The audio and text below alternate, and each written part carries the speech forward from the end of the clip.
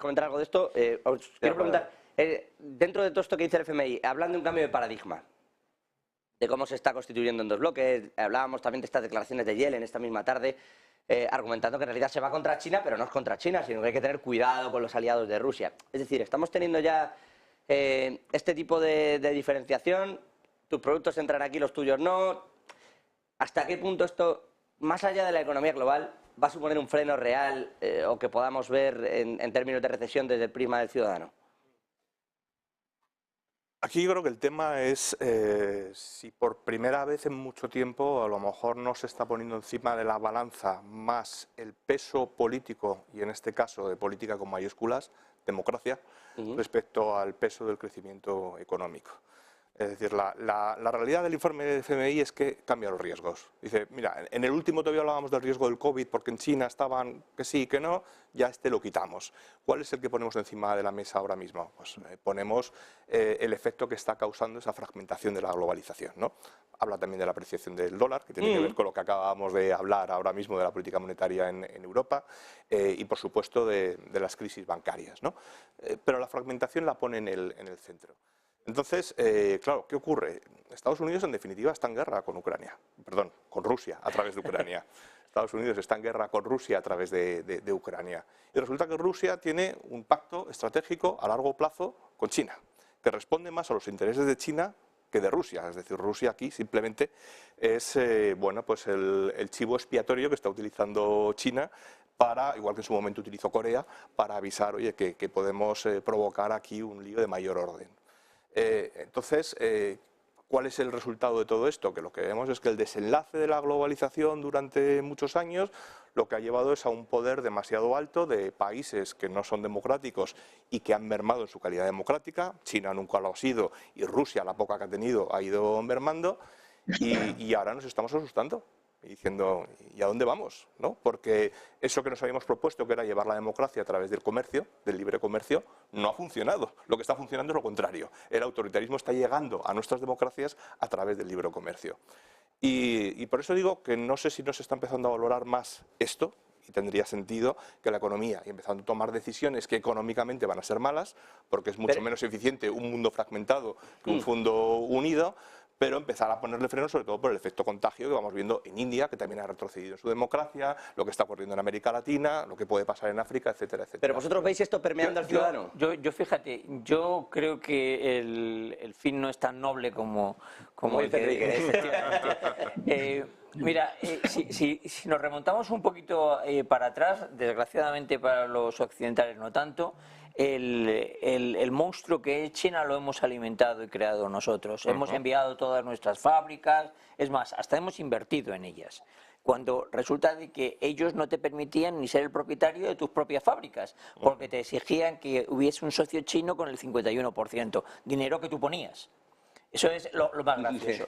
De repente China se ha dado cuenta de que, porque China, las subidas salariales en China, ha habido veces que estaban obligadas por el gobierno, es decir, era el gobierno, no la demanda de los trabajadores quien la imponía. Que, oye, ya no soy tan competitiva en precios y empiezo a perder de una manera como los fluidos por todas partes. La gente empieza a invertir en otros sitios, que es lo de la zona esta geopolítica de Altasia, ¿no? Ya no está tan claro que yo vaya a ser la economía dominante como se dijo que iba a ser en el 22, luego con la pandemia se retrasó. Yo creo que ya eso no va a ocurrir porque ya las inversiones no se dirigen a China, sino que se dirigen a todo el resto de partes. Oye, pues ahora tengo que imponer mi fuerza de otra manera. Y por el camino aparecen los microchips, que fue una grandísima idea gubernamental que tuvieron los taiwaneses hace aproximadamente 15 años. Se dieron cuenta de que eso iba a ser el futuro e invirtieron. Oye, pues yo me quiero apropiar de esto porque es realmente la llave que encaja en la cerradura de la economía. Y ahí ya te metes en Miguel Ángel Laspita de Taiwán. En palabras, no, te metes en palabras mayores. Y los americanos se dan cuenta, obviamente, porque todos teníamos orejeras, no solamente ellos, todos teníamos orejeras y no lo veíamos, y empiezan a decir a los taiwaneses, oye, mira, aparte de todo, monta fábricas en Estados Unidos, que yo encima las voy a pagar. Los americanos se han gastado en una ley aprobada 56.000 millones de dólares. en inversión, en ayudas públicas al sector privado. Eso en la economía americana no se había visto hasta ahora, para montar empresas de microchips. Bueno, si sumas, con toda la Inflation Reduction Act, Eso es. tienes 300, casi 50.000 millones. Entonces, yo creo que de ahí viene, es decir, todo es un tema que obviamente hay una parte, pero que me encantaría decir que es porque quieren llevar la democracia a los países, pero creo que la situación es justamente todo lo contrario, una situación Bueno, están montando las fábricas de Taiwán en Arizona. Una situación de poder y cuidado, que yo personalmente ahora mismo, después de la cagada que hemos hecho todo, apoyo. Porque no quiero estar en manos de los chinos. Por cierto, que están de maniobras militares. Ahora os pregunto por este asunto, pero Aurelio, al respecto de lo que estamos comentando. Sí, es que, vamos a ver, la globalización, lo que nos ha traído luego la pandemia es que el concepto de globalización va a cambiar, va a ser diferente, ¿no? O sea, todos los problemas derivados de la pandemia en las cadenas globales de suministro ha puesto en alerta a cualquiera que haga negocios en el mundo y, por lo tanto, vamos a ver eso cómo se reestructura.